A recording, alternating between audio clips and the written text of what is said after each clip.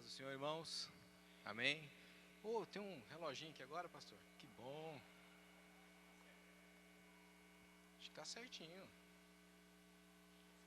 Em cima.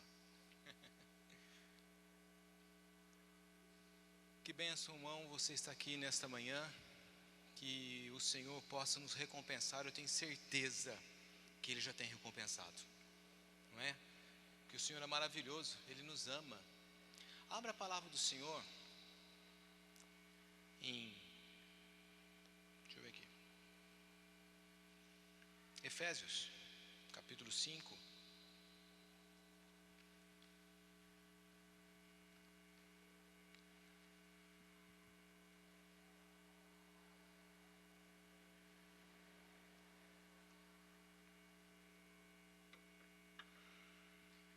Efésios 5, no capítulo 15. Verso 15. O que eu falei? Capítulo 15? Eu, Senhor, comecei bem. Capítulo 5, verso 15. Diz o seguinte: portanto, vede prudentemente como andais, não como a nécios, mas como a sábios, remindo o tempo, porquanto os dias são maus. Pai amado, nós te louvamos, porque o Senhor é um Deus que tem cuidado de nós. Muito obrigado, Senhor. Já te louvamos, já te engrandecemos o teu nome, mas agora, Deus, precisamos ouvir a sua voz. Precisamos ser orientados por ti. Precisamos ser alimentados por ti, Senhor. Por isso, ó Deus, para a glória do teu nome, para que o seu nome continue sendo exaltado, ó Pai. Continue a usar as nossas vidas. Seja adorado, Senhor. Seja glorificado. Tudo é para ti. Em nome de Jesus. Remindo o tempo. Irmãos, nós estamos aí chegando, não é novidade, não é para ninguém, ao final de um ano. E já virou um clichê entre nós, algo muito repetitivo nas nossas conversas. Nossa, o tempo passou tão rápido, o tempo voou, não é? Isso aí já virou uma rotina nas nossas conversas.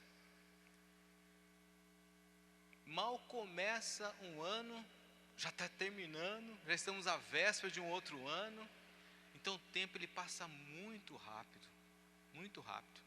E nessa manhã o Senhor ele é tão bom, irmãos, que Ele nos atraiu até a sua casa, porque Ele quer, a boa obra que Ele começou na minha vida, na sua vida, Ele quer concluir. Porque esse momento de final de ano, e até parece que vai mudar alguma coisa, né? Até estava comentando com o irmão aqui, nossa, está acabando o ano, vai acabar os problemas. Não, vão continuar, não é? Vai continuar. Mas nós cremos num Deus que, como já disse, Ele quer aperfeiçoar as nossas vidas. Mas o que acontece nesse momento? Nós somos levados, não é, a pensar e muitas das vezes nos entristecemos com isto. Poxa vida, eu planejei tantas coisas e o ano passou tão rápido e aquilo que eu planejei não deu nada certo. Ou você conseguiu apenas 10% ou 50%, tem aqueles que conseguiram na sua íntegra. Apesar que plano é algo que está no papel, não quer dizer que aquilo vai acontecer, mas você traçou um plano, você traçou uma meta. E todos nós estamos nesse contexto, nessa situação. E é um momento de reflexão. Nós paramos e ficamos, puxa vida, o tempo passou. E eu não consegui fazer aquilo, né, que eu desejava fazer, né? E eu orei nesse sentido.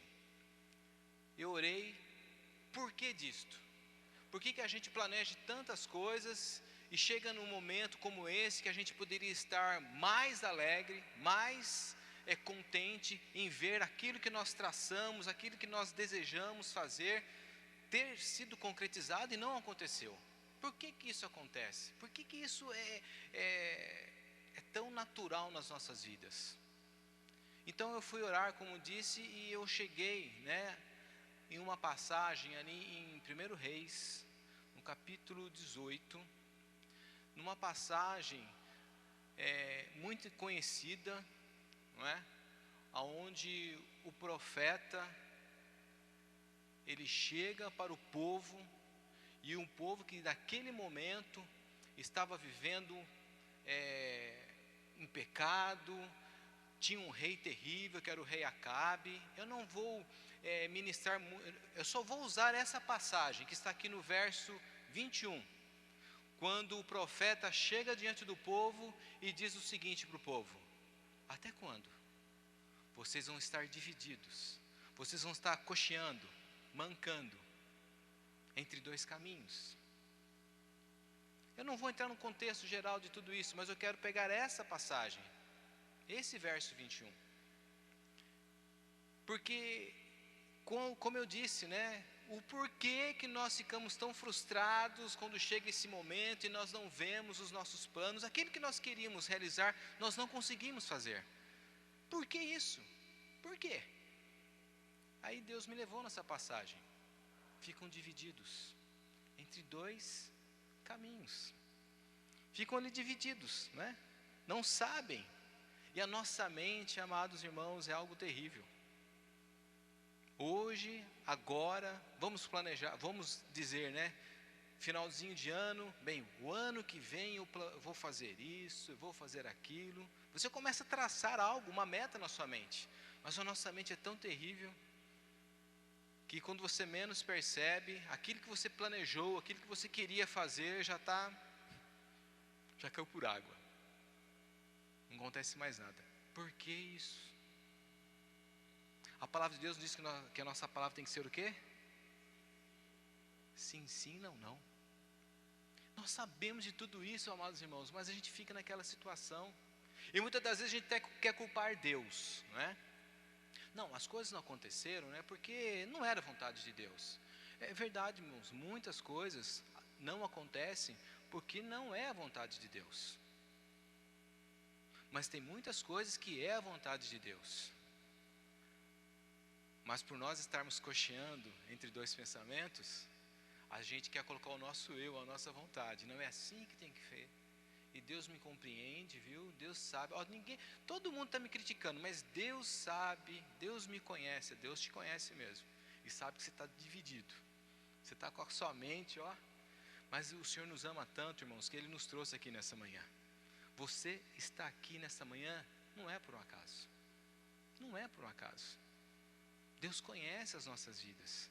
Mas tem um grupo pequeno, mas Deus não precisa de muitos para fazer a sua obra. Um pequeno grupo, bem alicerçado na palavra, Deus faz grandes coisas. É um finalzinho de um ano, como já falei, não vai mudar. Os problemas vão continuar, por isso que a palavra de Deus diz: esforce-te, tenha bom ânimo, eu sou contigo, no mundo tereis aflições, não desanime, não vai mudar.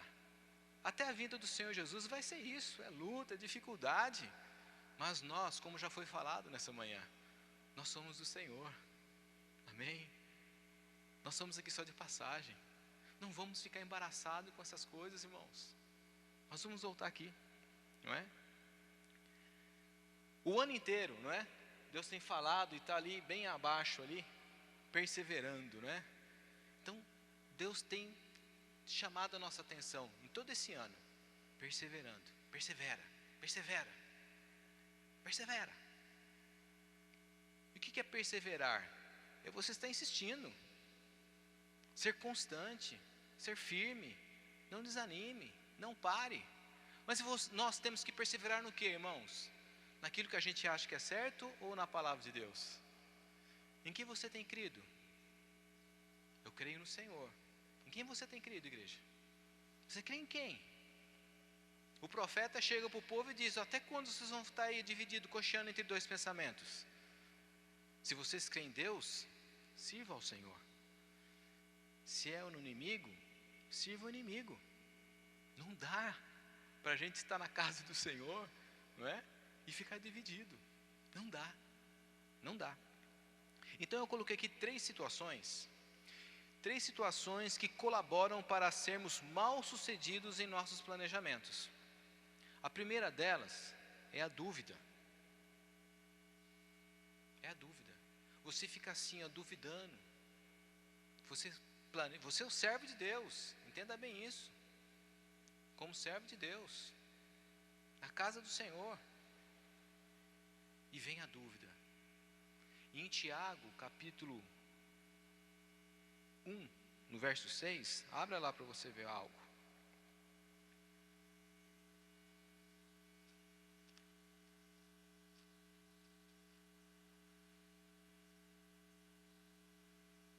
Ali Tiago começa a falar, né, no capítulo 1 todo, já fala acerca das provas, das tentações. Mas lá no verso 6, fala o seguinte: peça, porém, com fé, não duvidando, porque o que duvida é semelhante à onda do mar, que é levada pelo vento e lançada de uma para outra parte. Não pense tal homem que receberá do Senhor alguma coisa. Olha aí, olha a dúvida. Não tem como. Será que é? Será que não é? Não pense tal servo que vai receber alguma coisa. Não vai. E olha o que fala no verso 8. O homem de coração duplo, dobre. O que ele é? Inconstante, igreja. Em todos os seus caminhos. Então, 3 situações. A primeira é a dúvida, incerteza, não sabe o que quer, é inconstante, coração dividido.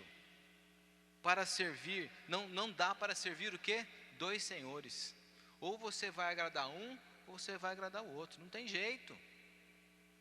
Ou é Deus, ou é Mamon. Então, para nós não nos perdermos, estamos falando do quê? Remir o tempo. Estamos falando do quê? De ganhar o tempo. Estamos falando do quê? Dos planos, das tristezas que vêm nesses momentos. Não consegui fazer isso, não consegui fazer aquilo. E agora aqui, situações. Vamos falar de 3 que colaboram para que eu e você não sejamos bem-sucedidos. A primeira delas, dúvida.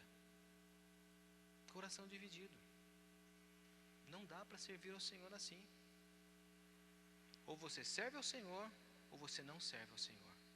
E louvado seja Deus que você está aqui nessa manhã. Porque se você está aqui nessa manhã, é porque você tem escolhido agradar a Deus.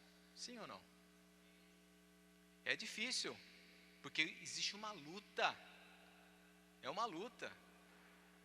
A alma e o espírito fica aquela coisa ali terrível. A alma tem aquela inclinação para a carne, e ela também tem inclinação para o espírito. Mas se nós nos alimentarmos da palavra, se nós estivermos na casa do Senhor, a nossa alma ela vai ter essa inclinação para o espírito. E nós vamos vencer. Nós vamos vencer. Amém? Nós somos preciosos. Nós somos o quê? A menina dos olhos de Deus.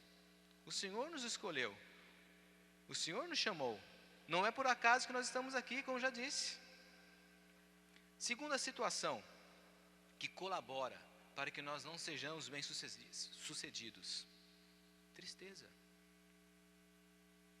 Desânimo. Desgaste espiritual. Você está tanto tempo na casa do Senhor, você ouve a palavra, ouve a profecia, não estou falando profetada, estou falando a profecia, as escrituras, e nesta manhã Deus tem mais uma para mim e para você, amém? E nós vamos sair daqui vitoriosos se nós atentarmos ao que o Senhor quer, amém? Se nós tomarmos posse, se nós sermos obedientes, se dermos ouvidos à sua voz. Então muitas das vezes o desânimo, só para, não dá mais. Olha, eu creio em Deus, mas olha, acho que Deus não quer isso para a minha vida não. Como foi falado aqui de prosperar, né? Deus nos seus trabalhos, eu não consigo, nada dá certo. Você vai compreender porque muita coisa não tem dado certo na sua vida nesta manhã, e você vai sair daqui vitorioso.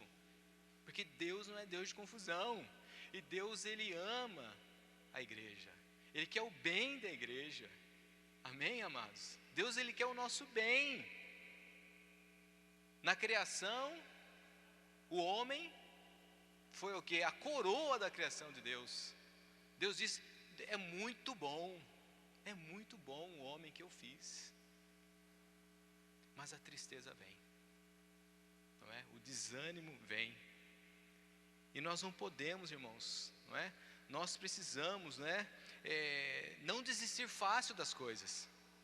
Lembra daquela passagem de Gideão? Não precisa abrir, eu vou comentar com os irmãos rapidamente, para reavivar a lembrança dos irmãos, porque todos aqui são servos da casa de Deus, matriculados na escola bíblica. Mas não podemos desistir facilmente das coisas. Lá em Juízes capítulo 6 nós vemos Gideão. O momento que o povo de Deus estava passando era terrível, tinham se afastado do Senhor, dos caminhos de Deus. E com isso o inimigo começa a tomar posse. O povo de Deus estava acuado, habitando em cavernas, malhando ali comida, o trigo, em locais impróprios, mas escondidos, num lagar, local escondido, mas estava ali trabalhando. E aqui entra uma figura de um personagem, Gideão, não é isso? E o que esse menino estava fazendo nesse momento? Vou falar que ele estava triste? Não posso falar que ele está triste. Vou falar que ele estava desanimado? Não posso falar que ele estava desanimado. Eu posso dizer que ele estava em pecado, que ele estava todo errado, devido à situação que estava ali, o povo todo se afastou, mas ele ainda cria. Ele cria num Deus Todo-Poderoso. Porque quando o anjo de Deus aparece para ele, qual foi a saudação que o anjo deu para Gideão? O Senhor é contigo, varão valoroso. Essa é a saudação que o Senhor te dá nessa manhã. O Senhor é contigo, meu irmão. Varão, varoa, valorosos, que não desanimam, que estão buscando ao Senhor. Tem luta, tem dificuldade, mas eu estou aqui, Senhor. Eu quero acertar, Senhor. Eu não vou desistir fácil, Senhor. E ali, essa foi a saudação. E o que Gideão fala? Depois você lê lá no capítulo 6 de Juízes. Ele fala: calma aí, Senhor. Se o Senhor é comigo, o que aconteceu das maravilhas que os meus pais me falaram? Ou seja, ele conhecia. Ele foi orientado na palavra. Ele foi orientado pelos seus pais. Sabia que estava tudo em pecado, mas ali ele indaga. Muitas das vezes a gente quer brigar com o pastor, quer brigar com o presbítero. O que está acontecendo comigo? E não sei o quê. Briga com Deus. Indaga a Deus. Não é isso? Porque um pastor, um presbítero, todo aquele que toma essa tribuna, que toma esse altar, ele está sendo usado. Quando prega a palavra, quando ministra a palavra, ele está sendo usado por Deus. E a promessa é de Deus. Então, ore. Senhor, o que está acontecendo? Me revela. Senhor. Como Gideão fez. E a história diz que Deus deu uma grande vitória, usando aquele menino. Então nós não podemos deixar que a tristeza, que o desânimo tome conta das nossas vidas. O desgaste espiritual, ele vem, irmãos. Mas nós temos que repreendê-lo em nome de Jesus e caminhar em fé, em glória, em vitória em vitória. E lembrei do pastor Edenilson agora. Nós não podemos deixar que essas situações, no caso que agora a primeira, qual foi? A dúvida. Essa segunda agora, a tristeza, o desânimo. Mas nós não podemos deixar que a bênção de Deus, os planos de Deus, sejam realizados, concretizados nas nossas vidas. E uma terceira situação, alianças erradas. Porque, amados irmãos, principalmente nesses momentos atuais de crise econômica, você fica ali naquela situação, e o que eu faço, o que eu não faço, aí entra o desespero, você começa a fazer alianças erradas, faz aliança até com o banco, né? Vai lá na agência bancária, faz empréstimos, e a situação fica cada vez pior. Já falei isso aqui, vou falar novamente. Deus não é Deus de confusão. Se você é um servo de Deus, se você tem ouvido a palavra de Deus, se você tem feito o que Deus tem orientado, você vai ter vitória. E a vitória vai ser grande. O problema, irmãos, é que a gente fica dividido. Será? Será que é assim mesmo? Ah, mas é tão difícil. Queridos, não há comunhão entre trevas e luz. Não faça alianças erradas. Poderíamos pegar vários exemplos aqui de alianças erradas, só que o tempo não vai dar.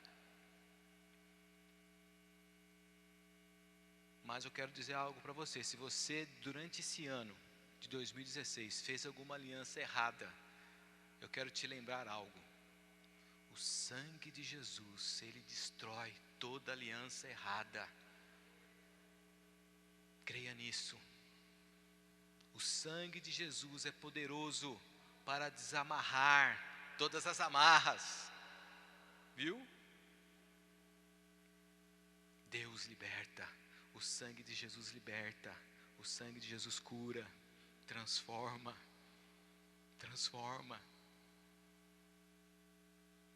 Ah, você está espiritualizando demais. Nós vivemos um mundo espiritual, sim. Sabe por quê? A luta, ela é espiritual. E muitas das vezes você não entende isso. Nós não podemos ir com a nossa força, nós temos que ir na força do Senhor, nos revestirmos de toda a armadura de Deus, nos esforçarmos. Mas Deus, Ele batalha por nós. Mas nós temos que fazer a nossa parte. Temos que fazer a nossa parte. Nessa manhã, o Senhor te trouxe aqui, porque Ele te ama. Lembra de Zaqueu? Lá em Lucas, no capítulo 19, acho que tem aí, 10. Zaqueu era um chefe dos publicanos. Não vou falar que ele era governador, que ele era o prefeito, mas ele era um chefe dos publicanos. Ele tinha um cargo ali. E quem que eram os publicanos? Eram aqueles cobradores de impostos. Então eu acredito que não era uma pessoa assim, não é? Muito amigável. Mas a palavra de Deus, irmãos, ela é maravilhosa. Esse publicano, chefe dos publicanos, diz a palavra, você acompanha aí, diz que ele subiu numa figueira brava, ele queria ver Jesus, porque ele ficou sabendo que Cristo ia passar por ali, então ele queria ver a Jesus, pecador, havia afastado-se dos caminhos de Deus. Talvez você está na casa do Senhor, mas você também está afastado. Você está aqui na casa de Deus por um costume, não é? Mas não está em comunhão com Deus. Como Zaqueu. Mas você quer se aproximar. E nessa manhã o Senhor olha para mim e para você. Olha, desce depressa dessa árvore. Você está aí subindo, você quer me ver, eu estou aqui. Eu quero entrar na tua casa. E você é a habitação do Espírito Santo de Deus, sabia? Deus quer habitar aí. Deus não quer que você olhe Ele de longe. Deus quer caminhar com você. Deus quer estar junto. Deus quer estar entrelaçado. Quer fazer parte dos seus planos. Isso é maravilhoso, irmãos. Deus, Ele quer estar junto. Em tudo. Em tudo. Então, Zaqueu, ele teve esse encontro com Deus. Ele foi até questionado. Jesus foi questionado. Mas esse é um pecador. Sabe o que Jesus falou para eles? E fala para você? Esse é da minha casa, esse é da linhagem de Abraão, e eu vim para aqueles que estavam perdidos. O Senhor veio para mim, o Senhor veio para você, porque nós estávamos perdidos, e quem sabe estamos perdidos ainda, mas nessa manhã vai mudar, irmãos. Toma posse da palavra e de tudo que ainda virá. Deus, Ele quer mudar. Nós não podemos continuar caminhando, né, entre dois pensamentos. Olha que coisa tremenda. Você é uma pessoa que tem desperdiçado o seu tempo? Em tudo aquilo que nós comentamos aqui, você acha que você tem desperdiçado o seu tempo com alguma coisa? Pensa aí. Você quer vencer? Quer focar a sua mente nos planos, e esses planos serem concretizados? É o seu desejo isto? Benção, escutei um sim. Glória a Deus. O Senhor tem uma profecia para mim e para você nessa manhã. E não é profetada, é profecia de Deus. Abre em Joel. Aleluias. Esse profeta Joel.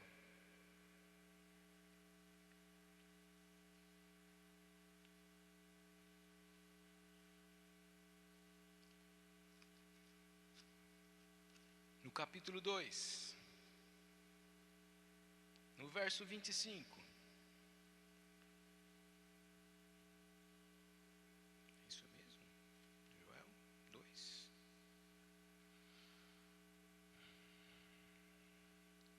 Olha o que Deus tem para mim e para você, irmãos. Se você tem perdido tempo, você não tem conseguido remir o tempo, a palavra de Deus para mim e para você, se o inimigo tem roubado o seu tempo, e tem muitos roubadores de tempo, viu? Olha, Facebook rouba tempo, WhatsApp rouba tempo, tudo isso é roubador de tempo. Eu estou falando coisas pequenas, não é? Mas diz aqui a palavra, e restituir-vos-ei. O quê? Os anos que foram consumidos pelo gafanhoto, a locusta, o pulgão e a aruga. O meu grande exército que eu enviei. E comereis abundantemente, e ficareis satisfeitos, e louvareis o nome do Senhor, o vosso Deus, que procedeu para convosco maravilhosamente. E o meu povo não será mais envergonhado, e vós sabereis que eu estou no meio de Israel,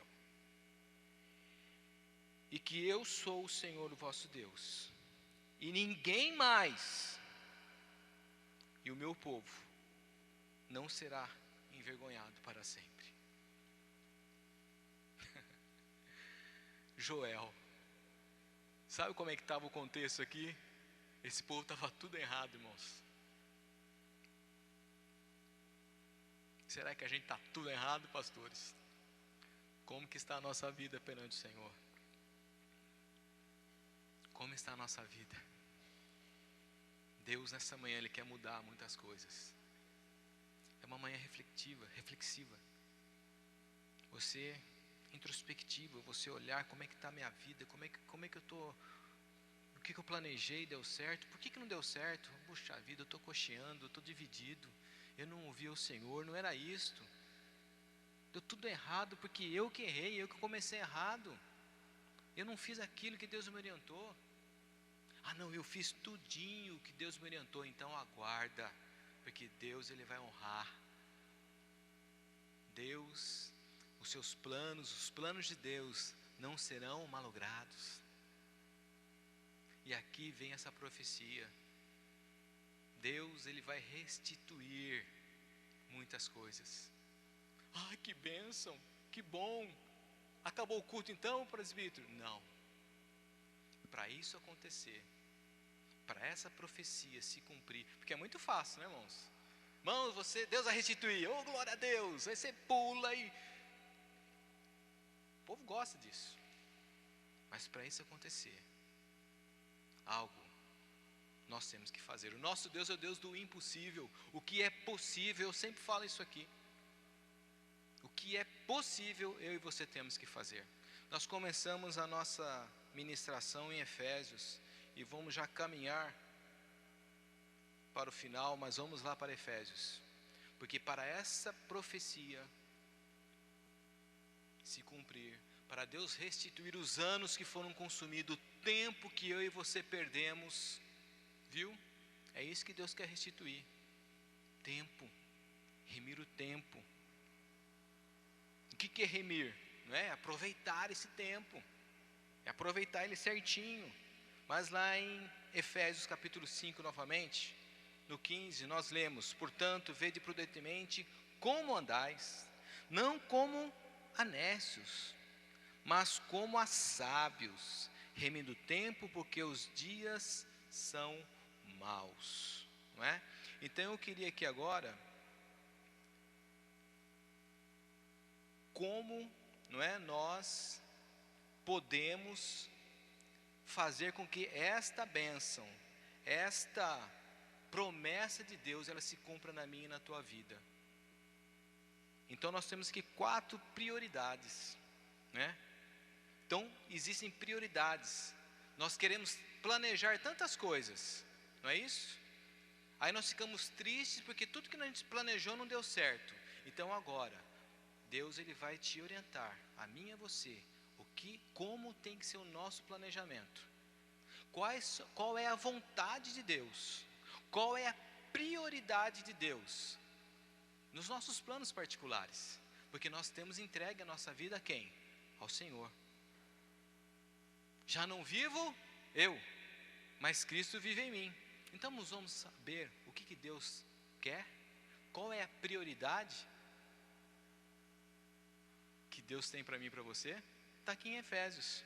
A primeira delas, nós vemos aqui no verso 18: e não vos embriagueis com o vinho em que há contenda, mas enchei-vos do Espírito de Deus, falando entre vós em salmos, hinos e cânticos espirituais, cantando, salmodiando ao Senhor, dando sempre graças por tudo ao nosso Deus, em nome de nosso Senhor Jesus Cristo. Qual é a primeira prioridade que nós conseguimos tirar aqui? Não vos embriagueis com espíritos, com vinho que há contenda. Nós temos que nos encher de quem? Do Espírito de Deus. A primeira prioridade, minha, sua, é essa. Você vai traçar um plano para 2017? Tópico 1: eu vou me encher do Espírito Santo de Deus. Deus é minha prioridade, é minha primeira prioridade. Ela faz parte, número 1. Eu vou buscar ao Senhor. De que maneira? O que vai ser dos meus lábios? Salmos. O que você vai falar com as pessoas? De bênção. Você não vai reclamar, você não vai murmurar. Os dias são maus, mas eu creio num Deus Todo-Poderoso. Eu creio num Deus que pode mudar situações. Eu creio num Deus do grande avivamento. E eu estava comentando esses dias com o pastor, referente ao que nós estamos vendo nos noticiários, de prisão, de governadores, enfim, irmãos, isso é avivamento. Eu estava falando com o senhor, né, também. É avivamento. Na Colômbia, um tempo atrás, o cartel de Cali, o que acontecia ali? A Polícia Federal da Colômbia, ela ia atrás de quem? De traficantes, de quadrilhas, de cartéis, e prendeu todo mundo. Foi um grande avivamento ali, porque ninguém aguentava mais a situação de corrupção, de bandidagem, de mortes, e aí vai. Mas a igreja começou a orar, a igreja da Colômbia começou a orar, e veio um grande avivamento. Hoje, a igreja já tem orado, não é? A igreja do Senhor tem orado por um grande avivamento. E muitas das vezes nós esperamos o avivamento, né? Um grande pregador, e curas, milagres, maravilhas. Tudo isso é bênção, mas o grande avivamento que Deus tem feito no nosso país. Na Colômbia eram traficantes, no Brasil é o crime do colarinho branco. São governadores, juízes, mas Deus tem levantado uma nova geração. Será que seria a geração de Samuel? Não é? É uma nova geração de juízes, de mestrados, homens com compromisso com a palavra de Deus, estão sendo usados por Deus. E esses homens, esses governantes têm caído. Esse é um grande avivamento. Então nós temos que, quando falarem para nós, nossa, o Brasil está terrível, mas Jesus ama o Brasil. Deus está trabalhando no Brasil. Uma nova geração está sendo levantada. Nós, como servos de Deus, temos que estar a todo momento louvando ao Senhor. E isso é ser cheio, irmãos, do Espírito Santo. Isso é ser cheio da graça de Deus. Essa tem que ser a nossa primeira prioridade. A prioridade número 1 das nossas vidas. A segunda prioridade, no verso 22. Ainda na primeira, olha que interessante. No verso 21. Sujeitando-vos uns aos outros no temor a Deus. Essa daqui talvez seja a mais difícil. Não vou com a cara daquele irmão. É o pastor tal que vai pregar e não quero ele, não gosto dele. Sujeitai-vos uns aos outros. Submeta-se uns aos outros. Isso é ser cheio do Espírito Santo, irmãos. Isso é ser cheio. É ser bênção. Deus quer isso. Essa é a prioridade 1. A prioridade número 2 está aqui para aqueles que são casados, não é? Essa é para os casados. E é para aqueles que pretendem se casar também. Então é para todos nós. Mas aqui a prioridade, os deveres domésticos, né? Fala aqui, vai do verso 22 até o 33. Eu não vou discutir aqui tudo porque não vai dar tempo. Mas prioridade para os casados e para aqueles que pretendem se casar. O relacionamento, prioridade. Você é servo de Deus, seja cheio do Espírito Santo. Primeira prioridade, essa tem que ser a primeira. A segunda, relacionamentos, marido e mulher. Essa é uma prioridade. E muitas das vezes, não. O que fala aqui? Que o marido deve amar a esposa. O que fala aqui? Que a esposa tem que ser submissa ao esposo. Essa é prioridade. Nós temos que buscar isto. Deus não é Deus de confusão. Então tem que existir uma harmonia no nosso lar. O meu lar ele é perfeito. Queridos, a perfeição vai ser só lá no céu. Vai ter momento de dificuldade. Vai ter momentos que vai querer torcer a cabeça um do outro. Mas nós temos que nos conter. Saber que tudo há um propósito. Não podemos ter dúvida nesse momento, né? O meu relacionamento está alicerçado na presença de nosso Deus. Esse momento de dificuldade conjugal é para nós nos fortalecermos, vamos dobrar os joelhos, Deus vai dar vitória. Nós temos que proceder assim. Essa é a prioridade. Essa é a prioridade. Você está aqui nessa manhã, está passando com um problema no seu casamento, não desista. Não desista. Não pare, confie. Você é mulher, faça o seu papel de mulher. Mulher sábia que edifica o lar, seja submissa. Você é marido, você é esposo, ame a sua esposa, faça o seu papel. Mas ela não é fácil. Faça o seu papel. Mas o meu marido é terrível. Mulher, faça o seu papel. Deus é o Deus do impossível. O que é possível, eu e você temos que fazer. Amém, queridos? A terceira situação vai para os filhos. Está lá no capítulo 6.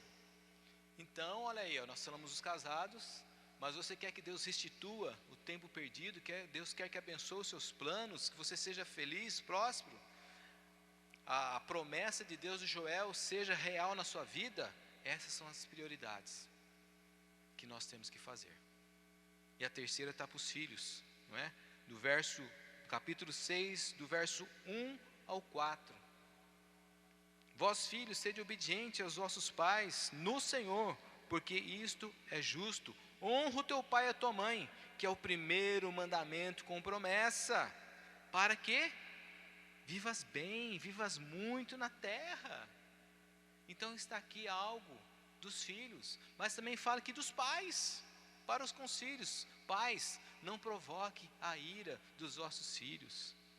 O que é isso, provocar a ira? Sabe aquela muita cobrança, fala muito, não para de falar, fica muito no pé. Não adianta, irmãos, não é no muito falar. Nós pais temos que orientar os nossos filhos na palavra de Deus. Orar por eles, nunca desistir deles, estar constantemente orientando. Mas tem momentos que a gente pensa que a gente quer fazer o papel de Deus. Aí você provoca a ira no seu filho. Você dá uma punição desnecessária. Você começa a falar coisas, porque você não está cheio do Espírito Santo de Deus. Aí começa a desencadear vários erros. Fala o que não deveria falar, porque você fica bravo também, aí vai falar coisas, vai entristecer seu filho, vai desmotivá-lo de buscar ao Senhor. Então, pais, não provoque a ira dos filhos. E a quarta, e os levitas podem estar subindo. A quarta prioridade é com respeito ao nosso trabalho. Está lá no verso 5 do capítulo 6. Vós servos, obedecei os vossos senhores, segundo a carne, com temor e tremor, na sinceridade do vosso coração, como a Cristo, não servindo à vista, como para agradar aos homens, mas como servos de Cristo, fazendo de coração a vontade de Deus. Que trabalho que é esse? Lá onde você está, lá na fábrica, você honrar o seu chefe, honrar os seus compromissos, ser verdadeiramente um crente fiel ao Senhor. Essas são prioridades para eu e você fazermos e cumprirmos. São prioridades. O presbítero, mas até agora você não falou nada do que eu quero. Mas não é o que nós queremos, é o que Deus quer, é a vontade dEle.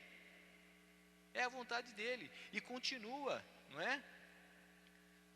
No 7, servindo de boa vontade, como ao Senhor, não como para os homens, sabendo que cada um receberá do Senhor todo o bem que fizer, seja servo, seja livre, e vós, senhores. Então também vai aqui uma palavra para os patrões, para os chefes, para os empresários, que devem também, não é?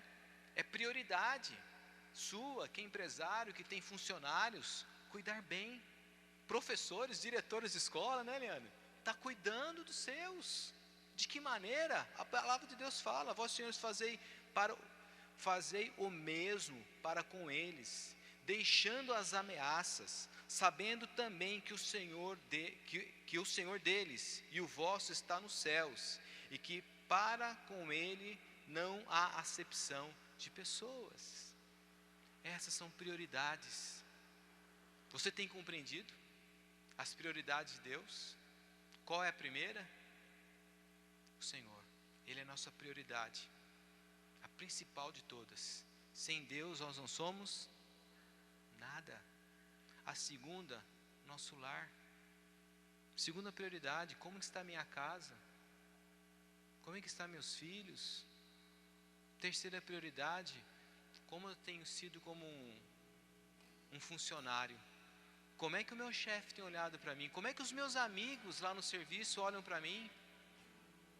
Será que eles estão olhando para mim vendo um servo de Deus?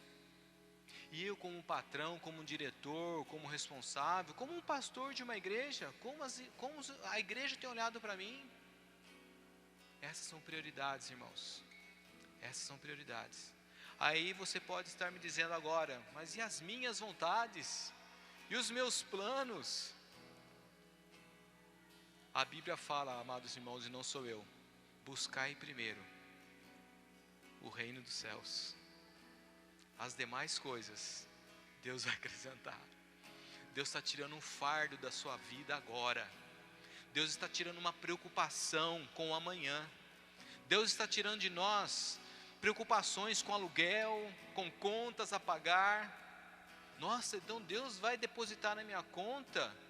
Queridos, Deus vai dar condições. Se eu e você fizermos a vontade dEle, se eu e você nos posicionarmos, a promessa que veio para Joel, a promessa de Joel que veio para o povo, a promessa de Deus usada pelos lábios de Joel, profeta Joel, para o povo, ela vai chegar na tua casa, ela vai chegar na tua vida. Amém? Ah, mas e o meu ministério? E a igreja? Todas essas prioridades é a igreja do Senhor. Todas essas prioridades é o ministério de um pastor, de um presbítero, de qualquer um de nós. Se nós não tivermos essas prioridades, nós não vamos conseguir fazer nada para Deus. Nós não vamos ser um bom professor de escola dominical. Nós não vamos ser bons pastores. Não vamos. Nós temos que buscar a presença de Deus, remindo o tempo, porque os tempos são maus. E de que maneira que nós vamos remir o tempo? Colocando essas prioridades em práticas. Amém? Fique em pé em nome de Jesus. Senhor, nós louvamos o Teu nome, ó Pai, porque o Senhor, neste ano que ainda não acabou, o Senhor tem falado tanto aos nossos corações. Nós somos falhos, nós somos pecadores, e que bom, Senhor, que o Senhor não desiste de nós. E que bom, ó Deus, que nós estamos aqui nesta manhã para ouvirmos isto através da Sua palavra. Que todos que estiveram aqui e que ainda estão, possam receber essa palavra, Senhor, em seus corações, e que cada um em individual possam orar a Ti e fazer esse compromisso contigo. Senhor, me ajude. Eu quero ter essas prioridades na minha vida. Eu não quero mais viver com um coração duplo. Eu não quero estar com a minha mente dividida. Eu sei bem em quem tenho servido. Eu sei bem, eu conheço Deus ao qual eu sirvo. Que não haja, Senhor, dúvidas. Que não haja tristezas. Que não haja, Senhor, inseguranças. Que não haja falsas alianças. Que caiam por terra tudo aquilo que nós fizemos este ano, que entristeceu a Ti e que também entristeceu a nós, mas que nós possamos mais uma vez ter essa oportunidade de colocarmos a Sua palavra em prioridade nas nossas vidas, a Sua vontade, que a Sua vontade prevaleça, em nome do Senhor Jesus. Cristo move as montanhas.